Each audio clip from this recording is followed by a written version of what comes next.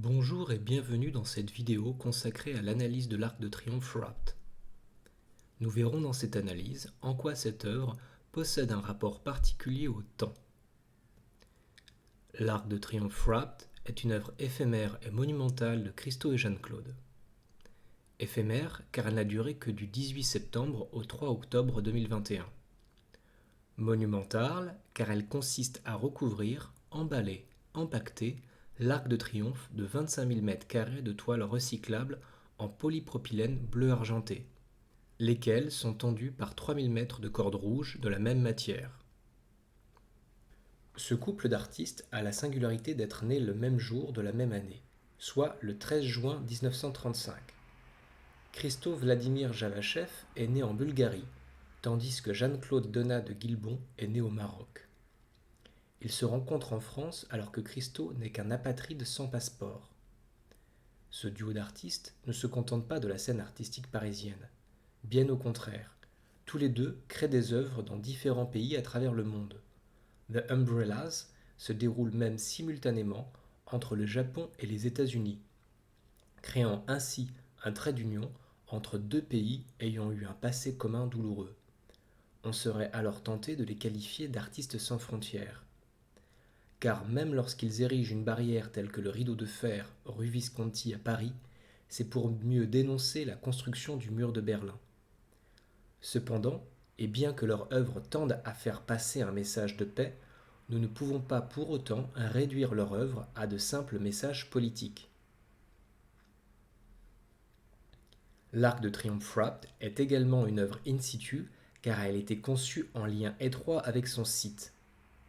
Comme ils le disent si bien, l'essentiel de nos projets est la prise de possession de l'espace. Il ne serait pas possible de transposer cette œuvre sur toutes les places circulaires des grandes villes européennes. Le duo d'artistes s'approprie la place de l'Étoile et en particulier l'Arc de Triomphe, qu'ils utilisent comme support pour leur œuvre. Détournant ainsi le bâtiment néoclassique, à l'origine commandé par Napoléon Ier, et dessiné par Jean-François Chalgrin en une œuvre contemporaine.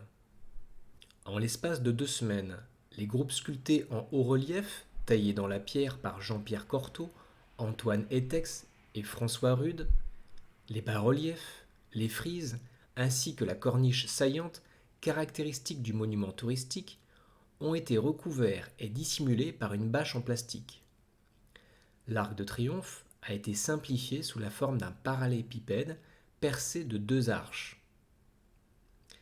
Cette réduction simpliste de l'œuvre de Christo et Jeanne-Claude, qui consiste à ne voir que le camouflage du monument historique et à ne pas voir le geste contemporain que constitue l'empaquetage, est caractéristique de la réception d'une partie du public. En effet, l'œuvre ne plaît pas à tout le monde. Certains Parisiens regrettent que le monument historique soit dissimulé aux yeux des touristes, alors que paradoxalement, de nombreux touristes ont fait le chemin pour voir l'Arc de Triomphe Wrapped.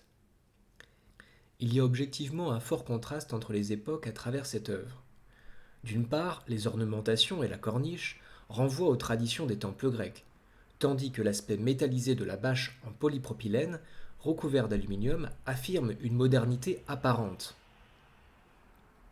Si le courant artistique du néoclassicisme s'inspire de l'Antiquité grecque, il ne reprend pas tous les codes. Bien que dès le XIXe siècle, les archéologues avaient découvert que les sculptures grecques de l'Antiquité étaient polychromes, c'est-à-dire de plusieurs couleurs, les artistes et les critiques néoclassiques préféraient l'aspect blanc du marbre. Il en va de même avec les temples grecs.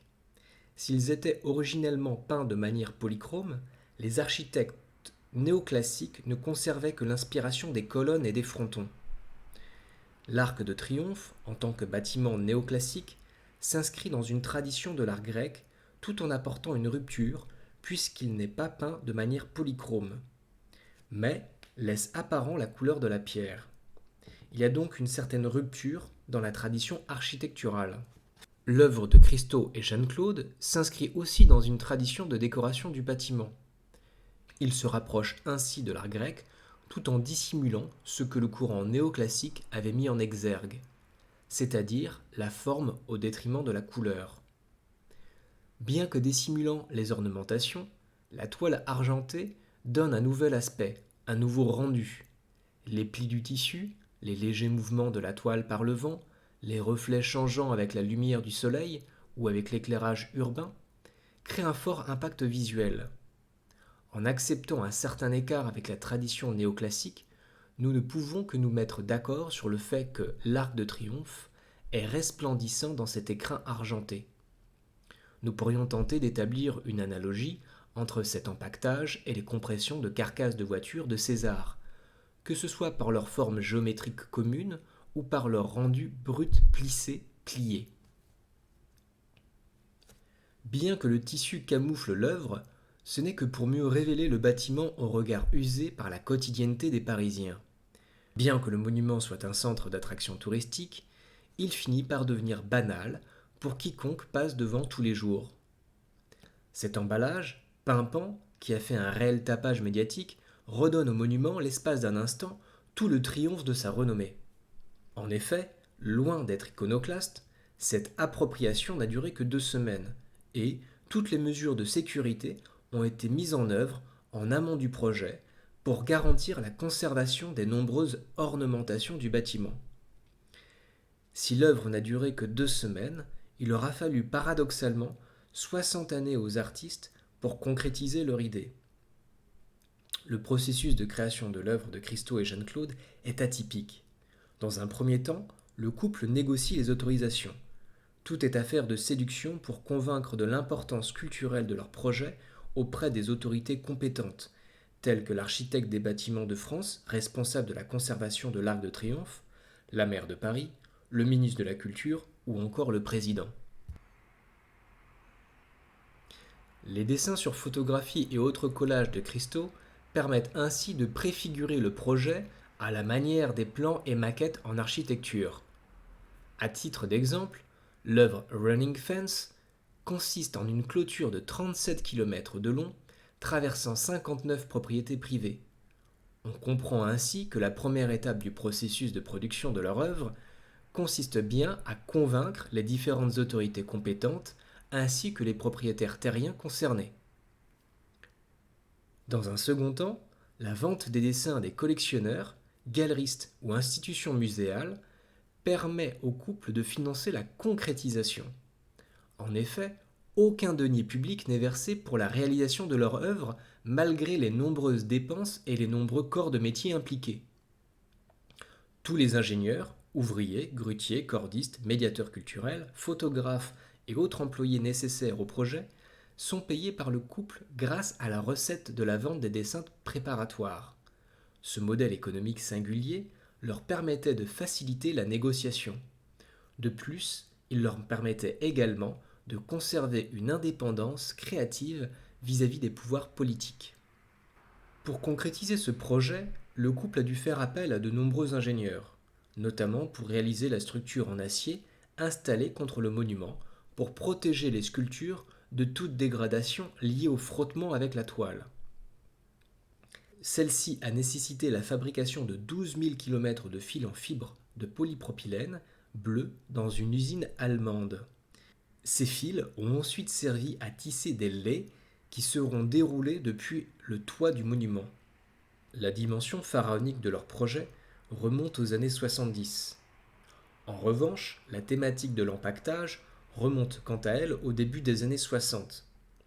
Bien que ce couple d'artistes tenait à cœur d'exprimer leur singularité et leur volonté de ne pas être rattachés à un mouvement artistique particulier, nous pouvons tout de même rapprocher Christo et Jeanne-Claude du groupe des nouveaux réalistes. Nous avons déjà eu l'occasion de comparer la forme de l'Arc de Triomphe Wrapped aux compressions de César, célèbre sculpteur du nouveau réalisme. D'ailleurs, l'historien et critique d'art Pierre Restani définit ce mouvement comme un recyclage poétique du réel urbain, industriel, publicitaire. Les artistes de ce groupe ne représentent plus le réel, ils s'approprient le réel comme matière première de leur œuvre, telle que dans les tableaux pièges de Daniel Spoerry ou dans les accumulations d'Armand.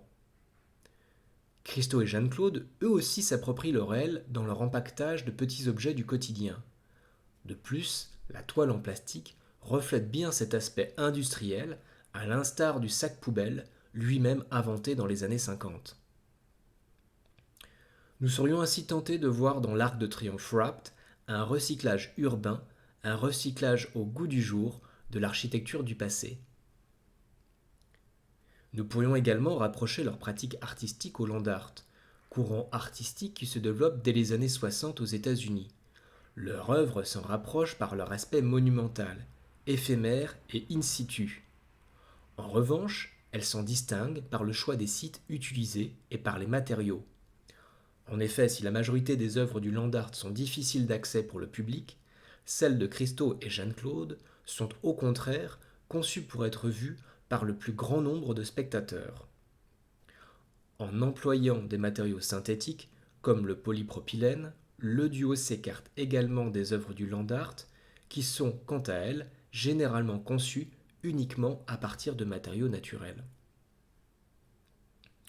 Nous avons vu en quoi l'acte d'empacter rompait brutalement avec les traditions académiques et proposait un contraste temporel très fort avec le support néoclassique de l'œuvre. Nous avons également vu en quoi le duo d'artistes se situait dans un contexte historique entre deux courants artistiques, le nouveau réalisme pour ce qui est du recyclage du réel urbain et le land art pour les dimensions monumentales ainsi que son caractère in situ.